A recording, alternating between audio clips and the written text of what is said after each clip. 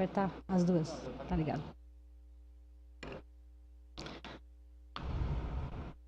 Excelentíssimo senhor presidente desta Casa de Leis, doutor Matheus Zeller, uma pessoa de quem cumprimento todos os demais colegas que aqui estão hoje, senhores funcionários, os integrantes da tribuna, espectadores da TV Câmara, da Rádio Câmara, boa noite a todos.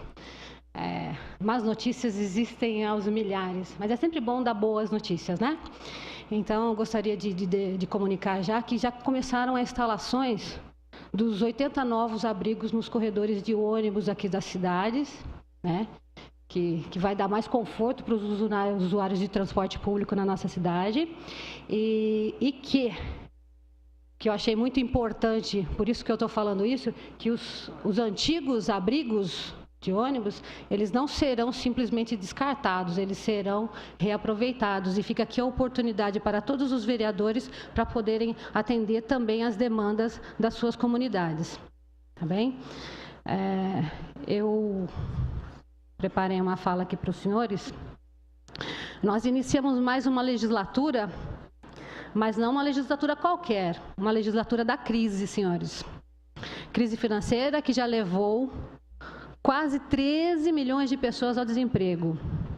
Crise moral, que leva expoentes políticos e empresariais ao cárcere diariamente. Crise de credibilidade pela falta de consonância entre muitas ações perpetradas por funcionários e gestores de diversos poderes e a situação por que passa a nossa sociedade. Essas crises levam a extremos de violência desmedida, como se vê no caso das prisões nesse país, dos presídios nesse país. Extremos de desespero, como se viu no caso da morte do soldado Douglas, da Polícia Militar do Rio de Janeiro, pelo Facebook. Extremos ideológicos de violência, como se vê ao final das grandes manifestações que a gente acompanha diariamente na nossa sociedade.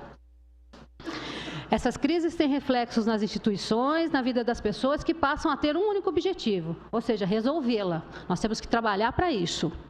Para a resolução de crises, é natural que as pessoas busquem um redentor, aquele que vai salvar a todos. E isso é um perigo para toda a sociedade. Esse tipo de ação que nós temos que trabalhar para evitar, pode ter consequências boas ou nefastas, dependendo do grau de maturidade do grupo de pessoas que elegerem esses salvadores. Nós aqui representamos a vontade das pessoas de resolver essa crise. Longe, porém, de nos arvorarmos salvadores, somos sim parte de uma equipe escolhida para ajudar nossa cidade a sair da crise que atingiu também o nosso município. Obras necessárias na área da saúde e educação deixarão de ser executadas. A dívida com 2 dos principais hospitais da cidade é elevadíssima. O número de pessoas sem emprego aumenta diariamente, continua aumentando. Com relação a essas questões, eu quero agradecer ao chefe do Executivo por atender sempre as demandas dos nossos gabinetes, do meu gabinete em especial. Parabenizo o chefe também do Executivo por reconhecer essas crises e torná-las públicas, compartilhando esses problemas com a população, porque a população precisa saber, precisa estar informada do que está acontecendo, e isso ocorre de maneira muito responsável, de modo que a Prefeitura não tome passo maior que as suas pernas e não possa executar lá na frente. Certo? Mas fica também uma crítica construtiva do que eu tenho observado. Em todos os lugares que eu tenho ido, eu verifico que há possibilidade de melhoria na gestão. E nós estamos aqui. Eu gostaria que o Poder Público Municipal, o Poder Executivo, contasse conosco para indicar essas lacunas e sugerir ação para essas melhorias. E aqui estamos nós, no início de mais uma legislatura, integrando essa equipe com responsabilidade de buscar e propor caminhos para fazer frente aos problemas que dia a dia se apresentam. Para isso, precisamos estar unidos. E o nosso discurso aqui é muito positivista, de união. Precisamos estar unidos e focados no objetivo maior, que é o de tornar a cidade mais ágil, mais desburocratizada para os investidores, para os comerciantes, para poder dar emprego, mais fiscalizada, mais ordeira, mais sustentável, onde as famílias tenham trabalho digno e possam andar por suas próprias pernas. Uma cidade para todos e não segmentada, como temos observado em alguns dizeres.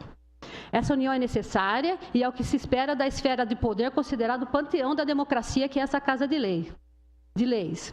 Por isso é importante lembrar que a eleição da mesa diretora, a qual parabenizo a todos pela vitória, meus parabéns, foi concretizada, mas os procedimentos e processos da casa, a partir de então, devem andar para corresponder aos anseios da sociedade. Acredito que mal-estares por parte de vencedores e vencidos devem ser superados. Agora é hora de trabalhar pela nossa cidade. Antigamente, a democracia era uma palavra usada para defender a liberdade.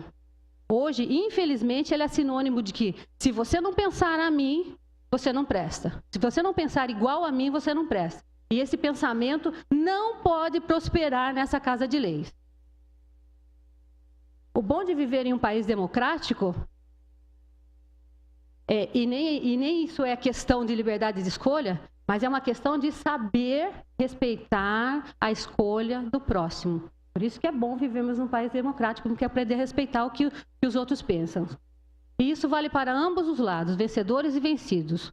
O momento agora é de união, de ouvir e permitir que todos participem do processo decisório, pois todos fomos eleitos e com certeza temos muito a acrescentar. E isso que é a democracia.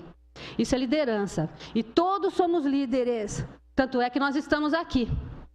A liderança não se demonstra com imposições, com despotismo, com exacerbações em pronunciamentos.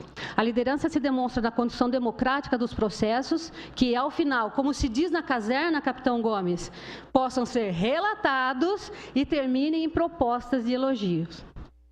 Por mais que tenhamos necessidade de nos mostrarmos aos nossos eleitores, e esse é o nosso palco, devemos cuidar para que os discursos se atenham à construção de uma cidade melhor e reflitam o nosso trabalho de observar as situações cotidianas, de estudar as leis que regulam tais situações e propor ou modificar a norma que as regula para se adequarem às novas realidades e permitir que a cidade cresça em ordem e em paz. Não é cabível manchete de jornais que digam que as normas que aqui são forjadas são inúteis e ineficazes. Isso deve ser evitado. É nossa credibilidade que está sendo desconstruída. Devemos cuidar para que os discursos se adequem às situações e não exponham a nossa casa, que deve ser protegida de forma a angariar o respeito dos cidadãos, que precisam deixar de vê-la apenas como um local onde se vão conseguir favores. A nossa Câmara é muito mais que isso. Práticas precisam ser revistas, desde uma questão tão pequena quanto horários, que demonstram respeito para com os cidadãos, até vantagens e comportamentos dissonantes com a situação por que passa o povo hoje. E essa mudança começa a ser sentida. Parabéns, senhor presidente. Porém, há muito mais a que se fazer. O que é importante era abrir os olhos, enxergar e ver as oportunidades, ouvir todos os integrantes da Casa de Leis e permitir que expressem suas expectativas e sugiram mudanças e adequações.